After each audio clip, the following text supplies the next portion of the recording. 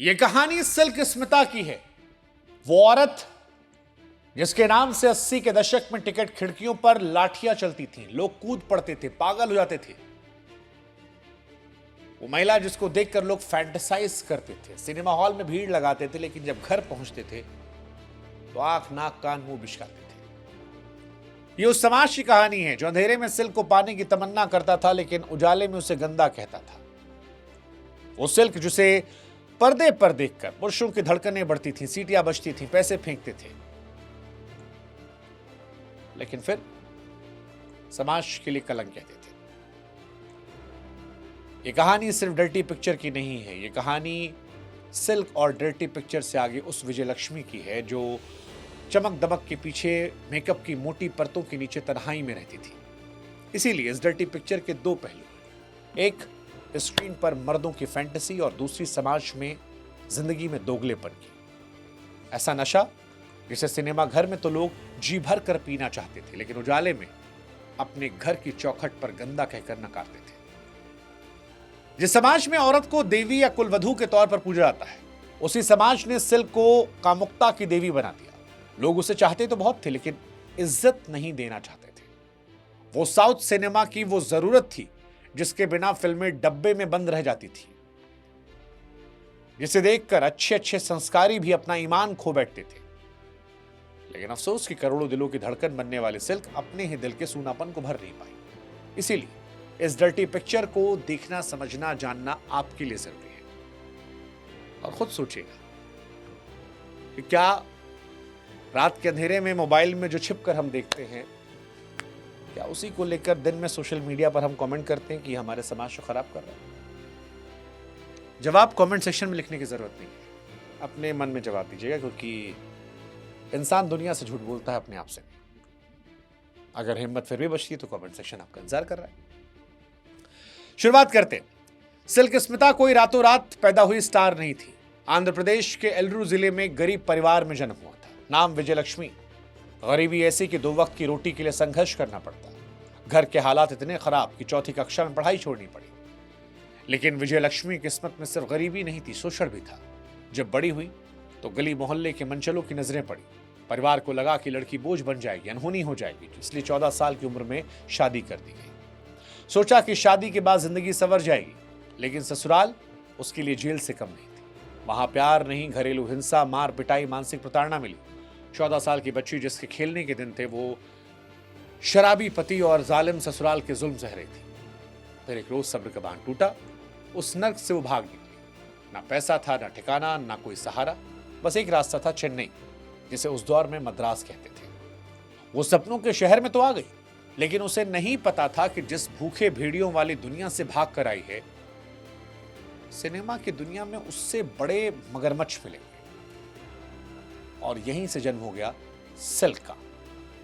चेन्नई आकर उसे पेट भरने के लिए एक अभिनेत्री के घर में नौकरानी का काम शुरू किया। वहां उसने मेकअप आर्टिस्ट से काम सीखा। दूसरों का चेहरा रंगते रंगते उसे एहसास हुआ कि उसका अपना चेहरा भी तो कैमरे के लिए बना है। धीरे धीरे उसे फिल्मों में एक्स्ट्रा कलाकार के तौर पर छोटे मोटे रोल मिलने लगे। वो भीड़ का हिस्सा थी जिसे कोई नोटिस नहीं कर रहा था। लेकिन फिर साल 1979 में एक फिल्म आई, मलयालम फिल्म इनाय थेडी। इसने उसे किस्मत का दरवाजा खटखटाया। निर्देशक एंथनी को एक ऐसी लड़की की तलाश थी जिसमें कच्ची कामुकता। उनकी नजर विजय लक्ष्मी पड़ी। फिल्म में उसके किरदार का नाम था स्मिता, और यहीं से विजय लक्ष्मी जो है वो हमेशा हमेशा के लिए दफन हुई और दुनिया को मिली स्मिता। हालांकि असली धमाका साल 1980 में हुआ, तमिल फिल्म वांडी चक्रम। इस फिल्म में उसने एक बार गर्ल का रोल निभाया जिसका नाम था सिल्क। इस फिल्म में उसका रोल बड़ा नहीं था, लेकिन स्क्रीन पर मौजूदगी इतनी जबरदस्त थी कि लोग हीरो को भूल गए। उसकी बड़ी बड़ी नशीली आंखें, सांवला रंग और बेपरवाह अंदाज दर्शकों को नशा चढ़ाने लगा। उस दिन के बाद वो स्मिता भी नहीं रही, वो बन गई सिल्क स्मिता। सिल्क स्मिता के बारे में एक बात समझने वाली जो जरूरी है वो ये कि वो बाकी अभिनेत्रियों जैसी नहीं थी। वो न्यूडिटी नहीं बेचती थी, वो सुझाव बेचती थी। उनकी ताकत उसके कपड़ों के कम होने में नहीं, बल्कि उसकी आंखों की उस चमक में थी जो कैमरा लेंस को चीरते हुए दर्शक के दिल में उतर जाती थी। वो सिर्फ एक नजर से वो कह देती थी, जिसके लिए बाकी हीरोइनों को 10-10 डायलॉग बोलने पड़ते थे।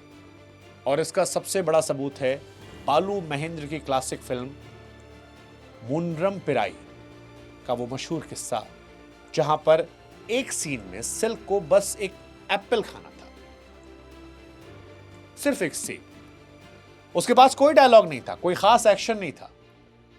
डायरेक्टर बालू महेंद्र ने कहा कि सिल्क बस तुम एक सेब खा लो, लेकिन सिल्क ने उस सेब को ऐसे काटा, ऐसे चबाया कि कैमरे की तरफ देखने वाले लोग जो थे वो कामुकता से भर गए। और वो एक साधारण सा सीन सेब खाने का कामुकता की मिसाल बन गया। डायरेक्टर खुद हैरान रह गए। ये उसका कुदरती हुनर था। उसे पता नहीं था कि सेक्सी कैसे बनते हैं, लेकिन वो सांस भी ले रही थी तो वो अदा बन जा रही थी। और यही वो जादू था जिसे जमाना देख तो सकता था लेकिन समझ नहीं सकता था। और नतीजा ये हुआ कि 80 के दशक में हीरो नहीं सिल्क की फिल्में चलती थी। 1980 से 1990 के बीच का दशक जो है साउथ सिनेमा के इतिहास में सिल्क स्मिता के नाम पर दर्ज है। ये वो दौर था जब साउथ सिनेमा में एक नया फॉर्मूला चल पड़ा था, सेक्स सेल्स। सिल्क स्मिता का स्टारडम इस कदर हावी हो गया था कि बड़े बड़े सुपरस्टार फीके लग रहे थे। रजनीकांत, कमल हसन, चिरंजीवी, मोहनलाल जैसे दिग्गजों की फिल्मों में भी डिस्ट्रीब्यूटर को एक ही शर्त होती थी, क्या फिल्म में सिल्क का आइटम नंबर है? अगर जवाब नहीं तो फिल्म के दाम गिरते थे। कहा जाता है कि उस दौर में सिल्क स्मिता एक गाने के लिए 50,000 से 1 लाख रुपए चार्ज करती थी, जो उस दौर के कई लीड एक्टर्स की फीस से ज्यादा था। प्रोड्यूसर्स को पता होता था कि अगर पिक्चर कमजोर है तो उसमें सिल्क का एक गाना डाल दो, पिक्चर जो है वो सिल्वर जुबली चल जाएगी। लोग टिकट खिड़की पर मार्क पिटाई करते थे सिर्फ सिल्क की झलक पाने के लिए। सिनेमा घर में अजीब चलन था, सिल्क का गाना या सीन खत्म, आधी ऑडियंस थिएटर से बाहर। उनके लिए पिक्चर मतलब सिल्क। पोस्टर पर हीरो का चेहरा छोटा और सिल्क स्मिता का चेहरा बड़ा छप रहा था, भले ही फिल्म में उनका रोल सिर्फ 5 मिनट का क्यों ना हो। और यही वजह है कि छोटे से करियर में 450 से ज्यादा फिल्मों में काम कर लिया। कई बार वो एक दिन में 3-3 शिफ्ट काम करती थी। मशीन बन गई थी जो सिर्फ और सिर्फ इंडस्ट्री को पैसा कमा कर दे रही थी। इतनी शोहरत, बेशुमार दौलत के बावजूद सिल्क के अंदर वो गरीब विजयलक्ष्मी हमेशा जिंदा रही जो भूखे पेट सोती थी। उसे अपनी अमीरियत पर कभी भरोसा नहीं हुआ। इंडस्ट्री में बात मशहूर थी कि सिल्क को बैंकों और सिस्टम पर भरोसा नहीं था। वो अपनी कमाई का बड़ा हिस्सा कैश में रखती थी, कभी कभी अपने मेकअप किट या फिर साड़ियों की तहों में नोटी गड्डियां छिपाकर। ये कंजूसी नहीं थी, बस एक ऐसे इंसान का डर था जिसने गरीबी इतने करीब से देखी थी कि उसे लगता था कि डिजिटल आंकड़े कभी भी गायब हो सकते हैं, लेकिन हाथ में नोटों गड्डी सुरक्षित महसूस कराती थी। उसे हमेशा डर था कि कहीं वो दोबारा सड़क पर ना आ जाए, कहीं दोबारा उसी नर्क में न जाना पड़े जहां से भाग कर आई। ये उसे बेचैन करता था। सिल्क स्मिता को दुनिया ने सेक्स सिंबल मान लिया था, लेकिन उसके अंदर एक अभिनेत्री सांस ले रही थी जो महान बनना चाहती थी। वो चाहती थी कि लोग उसकी एक्टिंग की तारीफ करें, ना सिर्फ उसके बदन की। उसने कोशिश भी की। बालू महेंद्र की क्लासिक फिल्म मनोरम पिराई में अपनी एक्टिंग का लोहा मनवाया। भारती राजा की फिल्म अलाइगल में उसने एक संजीदा किरदार निभाया। क्रिटिक्स भी हैरान थे कि जिस लड़की को वो सिर्फ वल्गर कह रहे थे उसके अंदर इतना दर्द और अभिनय की क्षमता कहाँ है। लेकिन अफसोस की इंडस्ट्री को अभिनेत्री सिल्क में कोई दिलचस्पी नहीं थी। उसे तो वही बार डांसर, छोटे कपड़ों वाली सिल्क चाहिए थी। जब भी उसने संजीदा रोल मांगे उसे मना किया गया, उसे टाइपकास्ट किया गया। और यही एक इंटरव्यू में सिल्क स्मिता ने कहा भी था कि लोग मुझे इंसान नहीं जिस्म समझते हैं। वो मुझे स्क्रीन पर तो चाहते हैं लेकिन इज्जत नहीं देना चाहते जिसकी मैं हकदार। और ये उनके जीवन की सबसे बड़ी ट्रेजेडी थी। वो अपनी ही इमेज की कैदी बन गई थी। जिस सिल्क की छवि ने उसे शोहरत दी, उसी ने उस कलाकार के तौर पर मार डाला। इंडस्ट्री में सिल्क के बारे में मशहूर था कि वो बहुत घमंडी है। कहा जाता है वो सेट पर किसी से बात नहीं करती, बड़े एक्टर्स के सामने पैर रखकर बैठ जाती, जैसे शिवाजी गणेशन वाला किस्सा। अपनी शर्तों पर काम करती है। लेकिन क्या यह घमंड था या अकेली औरत का रक्षा कवच? सिल्क एक ऐसी दुनिया में काम कर रही थी जो मर्दों के डोमिनेटेड वाली इंडस्ट्री थी, वर्चस्व की। वहां हर कोई उसे नोचने के लिए तैयार बैठा था। अगर वो थोड़ी भी नरम पड़ती तो उसको नोच डालते। उसका रुख, उसका व्यवहार, उसका कम बोलना, सेट पर अलग थलग रहना, यह खुद को सुरक्षित रखने का तरीका था। सिल्क स्मिता की जिंदगी को समझना, उसके साउंड ट्रैक को सुनना होगा। जरा सोचिए उस मंजर को, एक तरफ थिएटर में हजारों लोगों की सीटियों का शोर, सिक्कों का खनखन, तालियों गड़गड़ाहट। वो दुनिया की सबसे शोरगुल वाली इंडस्ट्री में काम कर रही थी, लेकिन जैसे ही शूटिंग खत्म, पैकअप, वो अपनी कार में बैठती, अलीशान घर में पहुंचती, वहां सन्नाटा होता। बेडरूम में घड़ी को टिक टिक, एसी की सरसराहट, वो सन्नाटा उसे काटता था। जिस औरत के लिए बाहर की दुनिया पागल थी, घर के अंदर उसके पास एक कप चाय साझा करने वाला कोई नहीं था। 90 का दशक आते आते हवा का रुख बदलने लगा, सिनेमा बदल गया। अब हीरोइनें भी ग्लैमरस होने लगी थी, जिससे आइटम गर्ल की जरूरत कम हो गई। नए चेहरे सामने आ गए जो सिल्क से कम पैसों में और ज्यादा बोल्ड होने को तैयार थे। सिल्क का काम कम होना शुरू हुआ और यहीं से उसका पतन शुरू हुआ। इस पतन में शराब का भी हाथ था और ये आदत भी उसे इसी इंडस्ट्री ने दी थी। कहा जाता है जब सिल्क सेट पर होती तो कई बार लोग उसे पानी की जगह शराब ऑफर करते, क्योंकि नशे में सिल्क से मनचाहा काम करवाना, ज्यादा बोल्ड सीन शूट करवाना और आसान था। इंडस्ट्री ने उसे जानबूझकर शराबी बनाया ताकि वो होश में आकर सवाल न करे, ताकि अपनी शर्तों पर काम ना करे और फिर वो नशे की आदी हो। उसने सोचा अगर लोग काम नहीं देंगे तो वो खुद काम पैदा करेंगे। उसने अपनी जमा पूंजी लाकर फिल्में प्रोड्यूस शुरू की, लेकिन उसे बिजनेस की समझ नहीं थी और जिन लोगों पर भरोसा किया उन लोगों ने लूट लिया। उसकी फिल्में फ्लॉप हुई। करोड़ों कमाने वाले सिल्क पाई पाई की मोहताज होने लगी। और फिर आया निजी जिंदगी का वो सबसे बड़ा धोखा। कहा जाता है कि वो किसी डायरेक्टर, जिसे सुसाइड नोट में बाबू कहा गया, उससे बेइंतहा प्यार करने लगी थी। वो शादी करना चाहती थी, घर बसाना चाहती थी, लेकिन उस आदमी ने भी सिल्क को सिर्फ एक ट्रांसफर करने वाली संपत्ति समझा। सिल्क के पैसे और प्यार दोनों का इस्तेमाल किया और जब सिल्क को उसकी सबसे ज्यादा जरूरत थी तो उसे छोड़ दिया। फिर 22 सितंबर 1996 सिल्क ने अपनी दोस्त और एक्ट्रेस अनुराधा को फोन किया। घबराहट में कहा, अनु, मुझे तुमसे जरूरी बात करनी है, मैं परेशान हूं, चले आओ। अनुराधा ने कहा कि वो अपने बच्चों को स्कूल छोड़कर आएंगी, लेकिन फिर वो मुलाकात नहीं हो पाई।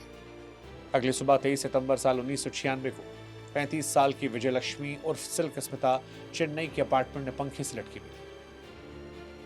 वो चेहरा जिसे देखने के लिए लाखों लोग मरते थे अब बेजान पड़ा था। वहां एक सुसाइड नोट मिला था जिसमें लिखे शब्द पत्थर को भी पिघला देते।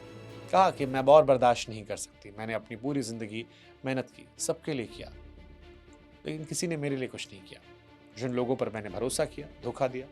बाबू, मैंने तुम्हें प्यार किया था लेकिन तुमने भी छोड़ दिया। अब मेरे पास जीने की कोई वजह नहीं है। उसकी मौत ने इंडस्ट्री को हिला कर रख दिया, लेकिन कड़वा सच ये था कि उसके अंतिम संस्कार में इंडस्ट्री के बहुत कम बड़े सितारे पहुंचे। वो सितारे जिनकी फिल्में सिल्क के दम पर हिट हो रही थी, उन्हें उसको विदाई देने का वक्त नहीं मिला और यही समाज के और इंडस्ट्री के दोगलेपन की आखिरी निशानी थी। सिल्क की मौत के कई सालों बाद 2011 में फिल्म आई डर्टी पिक्चर। विद्या बालन ने सिल्क के किरदार को जिया और दिखाया कि मुस्कुराहट के पीछे कितना दर्द था।